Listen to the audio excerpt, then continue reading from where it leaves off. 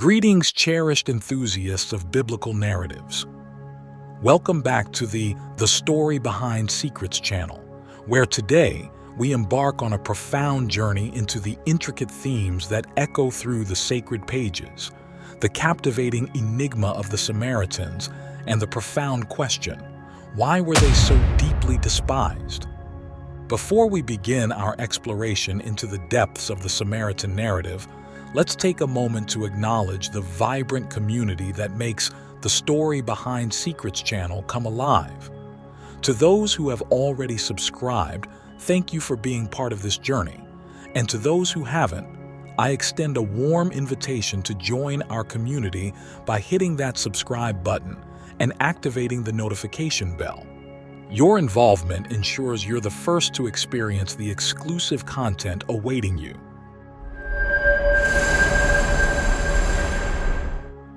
In the dusty annals of biblical history, shrouded in an enigma thicker than desert sands, lies the tale of the Samaritans.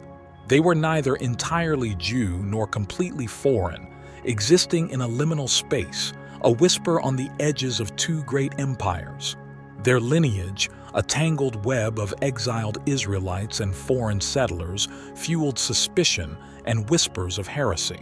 To their southern brethren, they were an anomaly, a dilution of their sacred heritage, a people who worshipped at a different altar and clung to their own interpretations of the Torah. The seeds of discord, sown centuries ago in a divided kingdom, now bloomed into a chasm of animosity. But why? What poisoned the well of their relationship, turning neighbor against neighbor? Was it their distinct traditions, the echoes of foreign influences in their rituals? Or was it something deeper, a clash of identities rooted in the turbulent history of the land?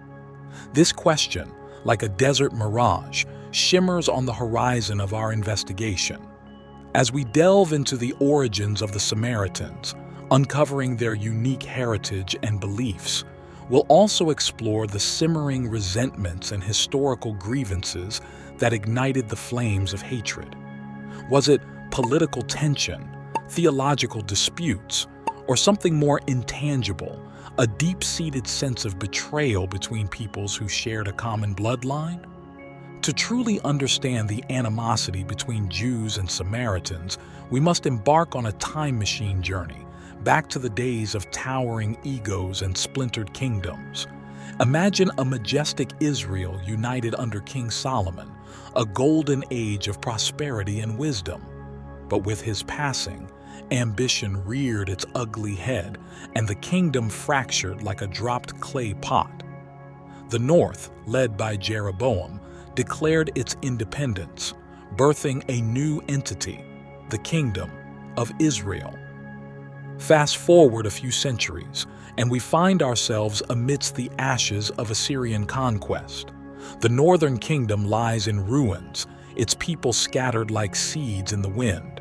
Some remain, forced to mingle with foreign settlers brought in by the conquerors. From this unlikely crucible, a new group emerges, the Samaritans.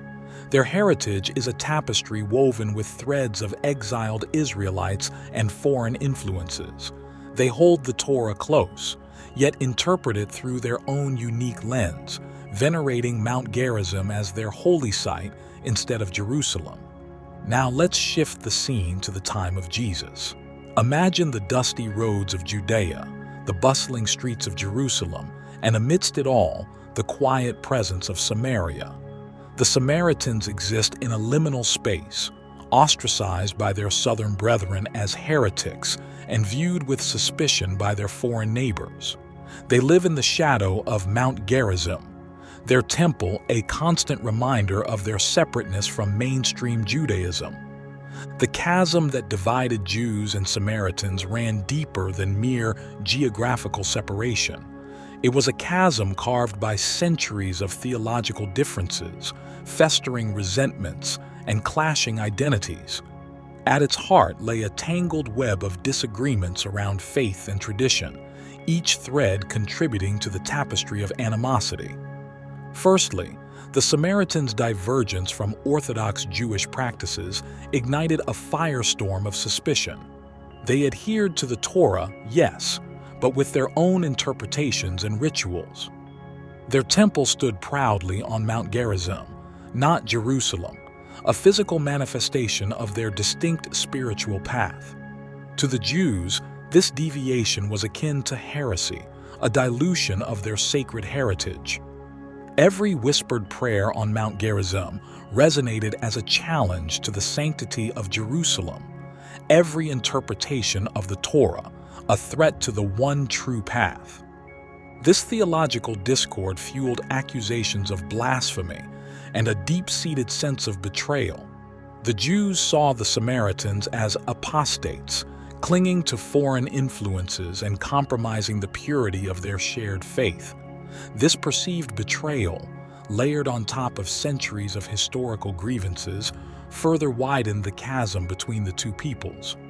Friends, in our exploration of the complex relationship between Jews and Samaritans, a beacon of unexpected hope shines through the shadows of animosity, the parable of the Good Samaritan. Now, the term Good Samaritan likely isn't new to you. It carries an almost proverbial weight, reminding us of compassion and unexpected kindness. But its origins within the very narrative of our discussion offer a powerful message about defying prejudice and redefining the boundaries of neighborliness. Imagine, if you will, the dusty roads of Judea, where a traveler lies beaten and robbed, left for dead on the path. First passes a priest, then a Levite, both pillars of Jewish society, yet they walk on, their eyes averted. Religion and social standing offered no succor to the dying man. But then enters the unexpected, a Samaritan, a member of a people ostracized by the Jews as heretics and shunned as outsiders.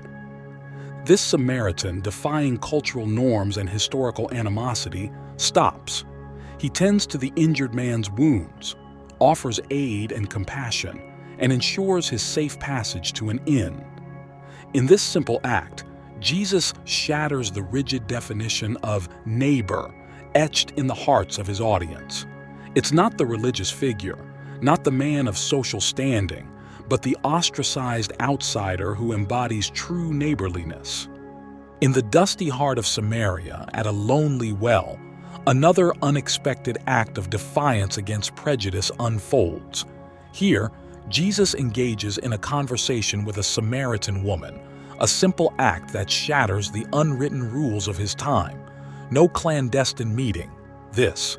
In the scorching sun, Jesus, a Jew, openly dialogues with a Samaritan, a member of a people deemed unclean and unworthy of interaction. Their conversation delves beyond the mundane, touching upon the very essence of faith and identity. Jesus speaks of living water, a metaphor hinting at a deeper spiritual journey, an invitation to step beyond established traditions and seek a more profound connection with God. The Samaritan woman, surprised by this openness, raises the age-old question of worship, whether Jerusalem or Mount Gerizim held the holy ground. In this exchange, Jesus transcends the limitations of geography and tradition. He acknowledges the woman's spiritual yearning, her search for meaning, regardless of her ethnicity or societal label. He doesn't impose his beliefs, but engages in a genuine conversation, recognizing the potential for faith to bloom even in the most unexpected corners. Amidst the shadow of centuries-old animosity, a beacon of hope ignited in the form of Jesus' unwavering acceptance and care for the Samaritans.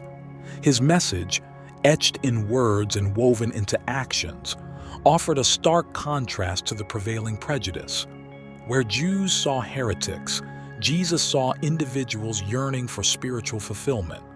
Where society ostracized, Jesus embraced, offering compassion and understanding like living water quenching a parched soul. His gospel message rippled through Samaria, resonating with hearts thirsting for acceptance and hope. The walls of prejudice, built brick by painful brick over generations, began to crumble as families embraced the teachings of Jesus.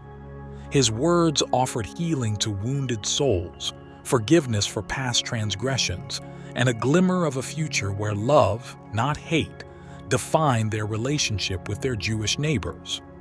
This transformation wasn't confined to individual conversions. It pulsated through the very fabric of Samaritan society. Families who had clung to tradition embraced open dialogue with their Jewish neighbors. Communities once shrouded in suspicion reached out with newfound understanding. Slowly, the seeds of trust began to sprout, nurtured by the gospel's message of peace and reconciliation. And in the wake of Jesus' death and resurrection, Samaria witnessed a surge of evangelical zeal. Inspired by his teachings and empowered by the Holy Spirit, Samaritans themselves became messengers of hope, spreading the gospel far beyond their borders. Their passion and dedication resonated with others seeking solace and spiritual fulfillment, contributing to the blossoming of the early Christian church. And here we reach the end of this dusty road, fellow explorers.